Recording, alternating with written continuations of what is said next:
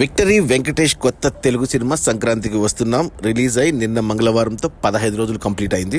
ఈ 15 రోజుల gross collections చూస్తే తెలంగాణలో ఈ సినిమా 76 కోట్లు గ్రాస్ కలెక్ట్ చేస్తే, రాయలసీమ నుంచి 33 కోట్లు, ఉత్తరాంధ్ర నుంచి 40 కోట్లు, ఈస్ట్ గోదావరి నుంచి 26 కోట్లు, వెస్ట్ గోదావరి నుంచి 16 కోట్లు, గుంటూరు నుంచి 20 కోట్లు, కృష్ణా నుంచి 18 కోట్లు, నెల్లూరు నుంచి 8 కోట్లు. టోటల్గా తెలుగు రాష్ట్రాల్లో సంక్రాంతికి వస్తున్నాం 15 రోజుల్లో 192 కోట్లు గ్రాస్ కలెక్ట్ చేసింది. ఇక కర్ణాటక నుంచి 16 కోట్ల గ్రాసు, ఓవర్సీస్ మేజర్గా అమెరికా నుంచి 31 కోట్లు. అలా టోటల్గా ప్రపంచవ్యాప్తంగా సంక్రాంతికి వస్తున్నాం 15 రోజుల్లో 245 కోట్లు గ్రాస్ కలెక్ట్ చేసింది. ఇక అందులో థియేటర్ల రెంట్లు, గవర్నమెంట్ ట్యాక్సులు, ఖర్చులని పోను డిస్ట్రిబ్యూటర్ షేర్ వచ్చేసి తెలంగాణలో 38 కోట్లు ఉంది.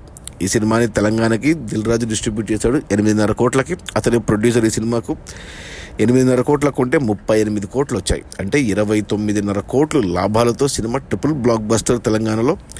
ఇక రాయలసీమ డిస్ట్రిబ్యూటర్లు ఈ సినిమాను 6.5 కోట్లకు ఉంటే ఇక్కడ వచ్చేసి 16.5 కోట్ల షేర్ వచ్చింది. అంటే 10 కోట్ల లాభాలతో ఇక్కడ డబుల్ బ్లాక్ బస్టరు. ఇక మిగిలిన ఆంధ్ర మొత్తానికి ఈ సినిమాను డిస్ట్రిబ్యూటర్లు 18 కోట్లకు ఉంటే ఇక్కడ వచ్చేసి 60 కోట్లు వచ్చింది.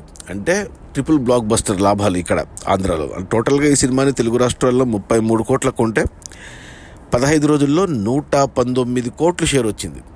అంటే 80 కోట్లు లాభాలు ఒక్క తెలుగు రాష్ట్రాల్లోనే ఈ సినిమాకు. ఇక కర్ణాటక డిస్ట్రిబ్యూటర్లు ఈ సినిమాను 3.5 కోట్లకు ఉంటే ఇక్కడ 8 కోట్ల షేర్ వచ్చింది. అంటే 4.5 కోట్ల లాభాలు ఇక్కడ డబుల్ బ్లాక్ బస్టర్ కర్ణాటకలో. ఇక ఓవర్సీస్ మేజర్గా అమెరికాకు ఈ సినిమాను డిస్ట్రిబ్యూటర్లు 5 కోట్లకు ఉంటే ఇక్కడ 15.5 కోట్ల షేరు. అంటే 10.5 కోట్ల లాభాలతో ఇక్కడ ట్రిపుల్ బ్లాక్ బస్టర్. టోటల్గా ఈ సినిమాని డిస్ట్రిబ్యూటర్లు 41.5 కోట్లకు ఉంటే ప్రపంచవ్యాప్తంగా అన్ని ఏరియాలకు కలిపి 15 రోజుల్లో 142.5 కోట్లు డిస్ట్రిబ్యూటర్ షేర్ వచ్చింది. అంటే 41.5 కోట్లు వెనక్కి వచ్చి మరో 101 కోట్ల లాభాలతో cinema triple block buster.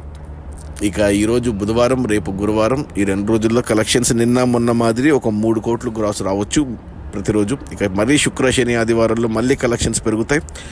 Cinema 250 కోట్ల మార్కు ఖచ్చితంగా క్రాస్ అవుతుంది. అలాగే 150 కోట్ల షేర్ మార్క్ కూడా చూస్తుంది.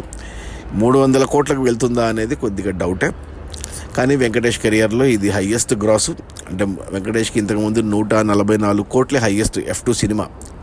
ఇప్పుడు ఈ సినిమాతో మొదటిసారి 150 కోట్ల గ్రాస్ చూశాడు, 200 కోట్ల గ్రాస్ చూశాడు, 250 కోట్ల గ్రాస్ చూశాడు.